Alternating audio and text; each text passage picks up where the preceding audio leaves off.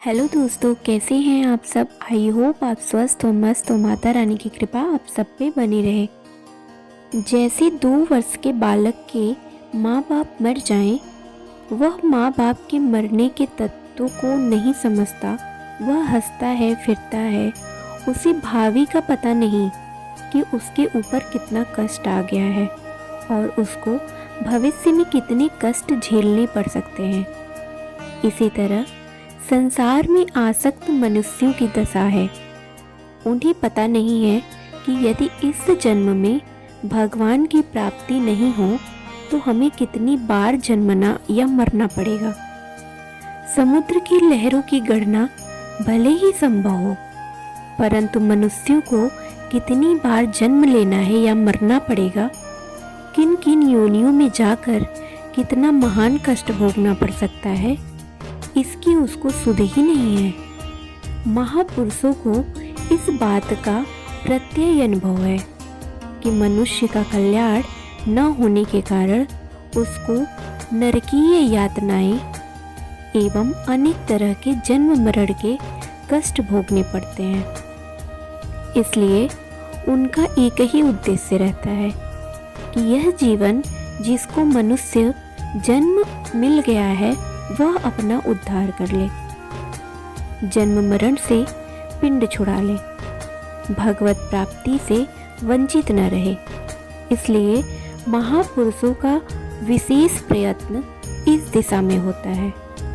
श्रद्धेय जय दयाल जी गोयंद का भगवान से अधिकार प्राप्त पुरुष थे, ऐसी हमारी धारणा है।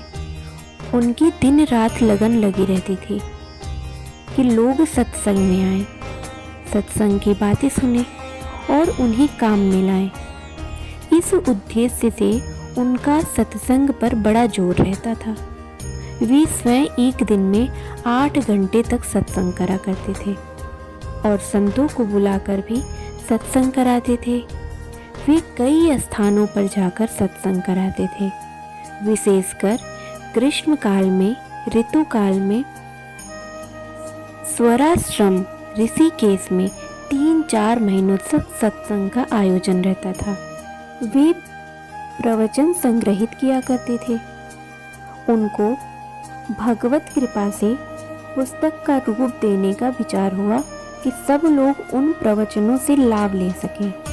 हमें आशा है पाठक लोग इन्हें मनन पूर्वक पढ़ेंगे और अपने जीवन काल में लाने का प्रयास करेंगे, जिससे जन्म मरण से छुटकारा मिल जाए और भगवान की प्राप्ति आनंद मिले। तो आइए सुनते हैं उनके कुछ कथन। काम को भगवान की पूजा बनाएं। यदि आचरण में लाया जाए तो एक दिन का व्याख्यान ही पर्याप्त है। ऐसा प्रतीत होता है मानो वर्षों व्याख्यान सुनकर भी हम लोगों को वहीं के वहीं पड़े हैं। पड़े नहीं हैं। सुधार तो सभी का हुआ है, पर लगता है मानो वहीं पड़े हैं। बात यह है कि हम लोग जो सुनते हैं, पढ़ते हैं, उन्हें कार्य में नहीं लाते हैं। व्यापारियों को व्यापार में झूठ कपट का त्याग करना चाहिए। प्राण भले ही चले जाएं, पर झूठ कपट नहीं करेंगे। यदि कर्म योग के अनुसार हमारा व्यवहार हो तब तो फिर बात ही क्या है। झूठ कपट त्याग कर सत्य व्यवहार तो करना ही चाहिए। स्वार्थ को त्याग कर सबको भगवान समझते हुए व्यापार करना तो भगवान की पूजा है और उससे अति शीघ्र भगवान मिल सकते हैं। चने चबाकर निर्वाह कर लें, पर पाप ना करें। धर्म पालन के लिए कष्ट सहन करना चाहिए। इसी प्रकार ऋण की बात समझनी चाहिए। किसी का ऋण बाकी रह जाना पाप है। शास्त्र कहते हैं दान लेकर भी ऋण चुका सकते हैं। दान लेने वाले का पुनर्जन्म नहीं होता, पर ऋण बाकी रह जाए तो चुकाने के लिए पुनः जन्म लेना पड़ता है। जीते हुए ही मैं ऋण से मुक्त हो जाऊं, ऐसी इच्छा करनी चाहिए। ऋण दान से भी बुरा होता है। जीते हुए ही मैं ऋण से मुक्त हो जाऊं, ऐसी इच्छा करनी चाहिए। ऋण दान से भी बुरा होता है। दान ब्राह्मण के लिए तो पाप नहीं है, पर ऋण तो उनके लिए भी पाप है। वैश्य के लिए दान लेने की आज्ञा नहीं है। वैश्यों तथा क्षत्रियों को दान नहीं लेना चाहिए, पर ऋण उसकी भी बुरी वस्तु है। अतः दान लेकर भी ऋण चुकाया जा सकता है। दान लेने का विधान नहीं समझना चाहिए। यह बात तो केवल ऋण चुकाने के लिए है, क्योंकि ऋण तो मरने के बाद भी चुकाना पड़ता है। पाप तो ईश्वर की भक्ति से नष्ट हो जाते हैं। निष्काम कर्म से भी ऋण का नाश हो जाता है, पाप का हो जाता है। ऋण को तो चुकाने से ही मुक्ति मिलती है। पाप से भी बढ़कर ऋण बंधन का हेतु है। पाप को हानिकारक चीज है। वैसे के लिए दान लेना धर्म नहीं, अपितु अधर्म है। भजन के प्रताप से पाप का नाश हो जाएगा। जब ही नाम हृदय धरियो, भयो पाप को नार। जैसे चिनगी अग्नि की, परी पुरानी घास। कुछ बात और भी है जिसके ऋण मुक्त हुआ जा सकता है, पर लोग उसके सुनने के पात्र नहीं हैं, अतः वह नहीं बतलाई जाती। अन्यथा लोग ऋण चुकाने में प्रवृत्त नहीं रहेंगे।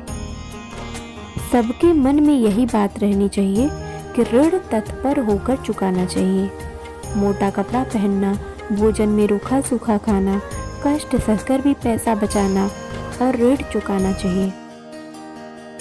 ऋण से मुक्ति के लिए ईश्वर की भक्ति करें तो भी कोई आपत्ति नहीं है। अपने आप को, लड़कों को, स्त्री को बेचकर ऋण चुका सकते हैं। कन्या को बेचकर भी सिर का ऋण चुका सकते हैं। कन्या सहमत हो, वर बूढ़ा न हो, वर में कोई दोष न हो, कन्या का चित्त खिन्न न हो, तो कन्या बेचकर भी ऋण चुका दो। स्त्री को बेचकर सतीत्व की रक्षा करते हुए दासी भाव से जैसे हरिश्चंद्र ने बेच दिया। पुत्र को बेचकर सब तरह के ऋण चुका सकते हैं। हरिश्चंद्र शमशान घाट में अपनी स्त्री से आधा वस्त्र मांगते हैं। काटने को हथियार उठाया, भगवान प्रकट हो गए। बोले बस करो, तुमने धर्म को जीत लिया है। बोलो मैं तुम्हारी क्या सेवा करूं? हरिश्चंद्र सारे नगर को बैकुंठ में ले गए। एक व्यक्ति के धर्म पालन से सबका कल्याण हो गया। व्यापार में परिश्रम करें, पर झूठ कपट न करें। लोभ को त्याग देना चाहिए। स्वार्थ का त्याग ध्यान से भी बढ़कर है। धीरता, वीरता और गंभीरता के साथ व्यापार करना चाहिए। उसमें उदारता, दया भी रखनी चाहिए। मैं वैश्य हूँ, संसार के लिए व्यापार करता हूँ। खाने को न मिले तो सिसक कर मर जाएं, पर पाप न करें। धर्म के पालन में मर जाने से भी कल्याण होता है। अपने धर्म में तो मरना भी कल्याणकारक है, और दूसरे का धर्म भय को देने वाला है। स्त्रियों को भी स्वार्थ का त्याग करके तत्पर होकर घर का काम करना चाहिए। सेवा करना ही असली धन है। सेवा ही असली परमात्मा की प्राप्ति साधन है। ऐसा समझकर सेवा करनी चाहिए। मान बढ़ाई का भी त्याग करना चाहिए। मान बढ़ाई प्रतिष्ठा के त्याग का फल आपको प्रत्यक्ष दिखेगा। हर एक काम में स्वार्थ का त्याग करना चाहिए। काम में सबसे आगे बलिदान देने के काम में भी सबसे आगे रहना चाहिए। महाभारत की कथा है, बकासुर की बलि में नगर से अपनी बारी आने पर प्रत्येक घर से एक आदमी जाता था। ब्राह्मणी कहती है मैं जाऊंगी, लड़की कहती है मैं जाऊंगी, ब्राह्मण कहता है मैं जाऊंगा। इस प्रकार बलिदान में सबसे आगे रहना चाहिए। रुपया, पैसा, गहना और कपड़ा दूसरों की सेवा में लगाना चाहिए। अपने बालकों की अपेक्षा जेठ देवर के बालकों की सेवा में विशेष ध्यान रखना चाहिए। बांटने के बाद बचा हुआ ही अमृत है। प्रेस में काम करने वाले इसको प्रभु का काम समझें, कटिबद्ध होकर तत्परता के साथ करें। अपने को बलिदान चढ़ाने में भी तत्परता है। कर्म करेंगे तभी तो कर्म फल का त्याग हो सकेगा। नौकरी करने वाला ही वेतन का त्याग कर सकता है, जो नौकरी करे ही नहीं उसका क्या त्याग करेगा। मन का भाव ही मुख्य बात है। जितना कम ले उतना ही मूल्यवान प्रसाद है। 1 रुपए का काम करके 50 पैसे लेना ही प्रसाद ही होता है। 100 रुपए महीने के काम के बदले में 75 रुपए लिए। उसने 25 रुपए का जो त्याग किया वह एक धनी भाई के कुछ न लेने के त्याग से बहुत बढ़कर है। एक धर्मात्मा राजा तीर्थ यात्रा को चले, प्रजा भी साथ हो ली, गांव के लोग भी साथ हो लिए, एक किसान भी साथ चला। सब लोग साथ ही चले। बैसाख जेठ का महीना था। एक बादल छाया हुआ उनके साथ चलता था। लोग कहते थे, हम तो धर्मात्मा राजा के साथ चल रहे हैं, राजा की कृपा से हम लोग भी आराम के साथ चल रहे हैं। सब लोग राजा की प्रशंसा करते थे, जैसे युधिष्ठिर के राजसूय के बाद उनकी प्रशंसा होती थी और एक नेवले ने आकर उनका मन भंग कर दिया।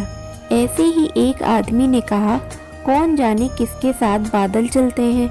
लोग कहने लगे, राजा धर्मात्मा है, लाखों रुपए दान करते चलते हैं, इसी का फल है। राजा ने कहा, अच्छा परीक्षा करो, एक एक आदमी चले देखे बादल किसके साथ चलते हैं। सब लोग चलने लगे, किसी के साथ नहीं गए। एक किसान वहीं पड़ा रह गया। उसे नींद आ गई थी। जब वह उठा और दौड़ा तो बादल उसके साथ चले। लोगों को बड़ा आश्चर्य हुआ। लोगों ने पूछा, तूने क्या दान किया है? वह बोला, मेरे पास क्या देने को है। जब लोगों ने पूछा, तू क्या साथ लेकर चला था? बोला, 2 धोती थी, रास्ते में एक दुखी नंगा खड़ा था, एक उसको दे दी। वह बड़ा प्रसन्न हुआ। राजा की समझ में आ गई, इसने तो सर्वस्व दान दे दिया है, इसके समान मेरा दान कैसे होगा। इसी प्रकार त्याग भाव के ही अधीन है। जितना काम करते हैं उससे दूसरों से यह भाव पैदा करते हैं कि 1000 रुपये महीना भी दे दे तो भी उससे काम का मूल्य नहीं हो सकता। दूसरों के मन में चाहे न हो, भगवान के मन में तो ये हो ही जाना चाहिए। भगवान हनुमान जी कहते हैं, मैं तुम्हारा ऋणी हूँ। भरत जी हनुमान जी से कहते हैं, मैं तुम्हारा ऋणी हूँ। अपने काम से भी अपने समझकर काम करने पर उसका कोई मूल्य हो ही नहीं सकता। उसे तो केवल प्रसाद ही मिलता है। अंतःकरण की प्रसन्नता होने पर इसके संपूर्ण दुखों का अभाव हो जाता है और उस प्रसन्न चित्त वाले कर्मयोगी की बुद्धि शीघ्र ही सब ओर से हटकर परमात्मा में भली भांति स्थिर हो जाती है।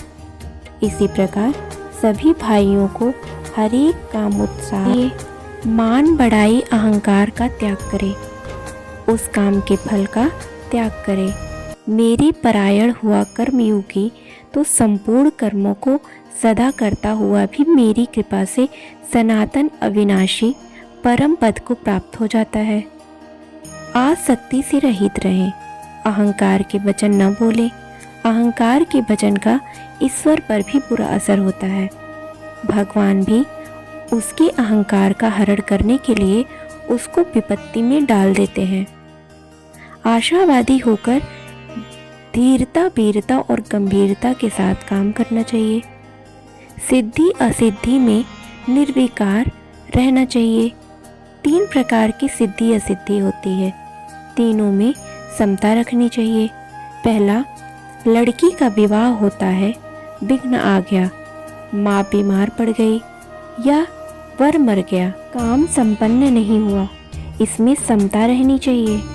दूसरा, निंदा स्तुति, कोई कहे अच्छा हुआ, कोई कहे कुछ नहीं हुआ, इसमें समता होनी चाहिए। यह कार्य के फल की सिद्धि असिद्धि में समता है। तीसरा, प्रतिकूलता में विषाद और अनुकूलता में हर्ष से रहित सम रहना चाहिए। उपयुक्त दोनों श्लोकों को ध्यान में रखकर कार्य करने से कल्याण हो सकता है। इस जन्म के थोड़े से हिस्से में ही कल्याण हो सकता है। 15 दिन भी मैं अधिक करता हूँ। कटिबद्ध होकर अपनी शक्ति के अनुसार कार्य करें। भगवान की प्रतिज्ञा है, जो अन्यन प्रेमी भक्तजन मुझ परमेश्वर को निरंतर चिंतन करते हुए निष्काम भाव से भजते हैं, उन नित्य निरंतर मेरा चिंतन करने वाले पुरुषों का योगक्षेम मैं स्वयं प्राप्त कर देता हूँ। कमी की पूर्ति भगवान करते हैं। यह उत्तरदायित्व भगवान का है कि भगवान के शरण होकर हम इस साधन को करें। यह ध्यान से बढ़कर साधन है। तत्पर होकर इस कार्य को करके दिखला देना चाहिए। यह बड़ी लज्जा की बात है जो इतने दिन हो गए तथा अब तक हम लोग इसे न कर सके। गई सो गई, अब तो हमें तत्पर होकर इस कार्य को करके दिखाना ही चाहिए। जय श्री राधे।